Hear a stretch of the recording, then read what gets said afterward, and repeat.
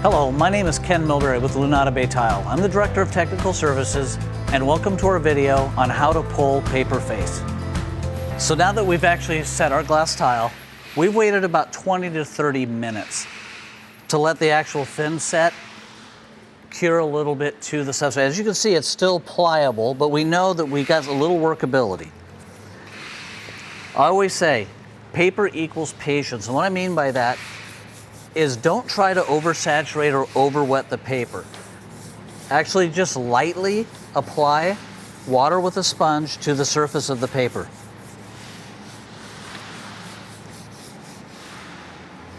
As you can see, I'm actually rinsing out my sponge.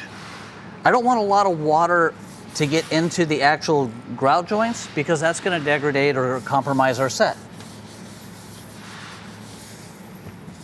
So we're just lightly applying water, and remember, if you're working in production, you're going to actually go out and set some sheets out in front of you, and then you're going to come back and wet. So basically you get in a pattern of setting and wetting, and then the next step will be pulling. We're going to wait till this paper gets good and saturated and relaxed, and then we're going to start our pull. You're going to want to go over the paper 2 or 3 times, lightly. Let the water do its job. Again, do not oversaturate. When all the paper becomes a uniform color like it is here, and you can start seeing it welt a little bit, that's about the time we want to start pulling our paper. Now remember, we have just set 30 minutes ago, so we're going to actually start pulling our paper immediately. So you're going to grab a corner, and you're going to want to keep your fingers low to the paper as possible and pull the glass against it at a 45-degree angle. If you're new to pulling paper and you're not sure if it's ready or not, and you're just not, you're a little worried, you've never done this, there is a technique that has been used, and I've used it before when I'm working on a wall, is I'll actually take my steel float and I'll actually put a little bit of pressure on it, and I'll slide it back across the glass, and this keeps it in place.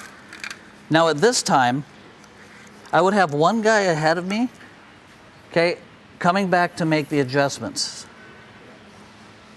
So he can actually, basically with 2 people working in tandem, one can go back and see if we've got full coverage under the tile, if there's any tiles that we don't like that don't fit in it, or we want to make any adjustments. This is the time to do it.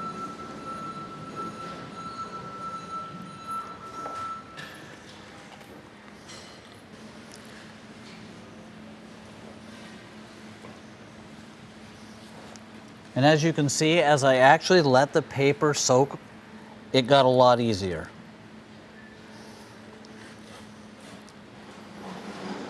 So what are the characteristics of Lunada Bay glass tile? It's an artistic handmade glass. And in the tile, you might find some variations. In this one, I actually see a crack. So because we pulled our paper, we're going to be able now to go in and pull this cracked piece of glass that had a little chip right here, because you don't want to actually leave it there and then grout it into place. You're going to want to just take one of the tiles that you took off the sheet earlier.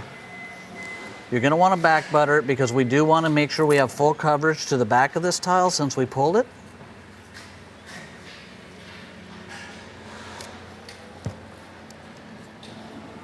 And then we're going to want to place it back in our set. Now what this does is this makes sure that when we grout, we're not going to have to pull tiles or do any excessive type of cleaning or grouting cleanup.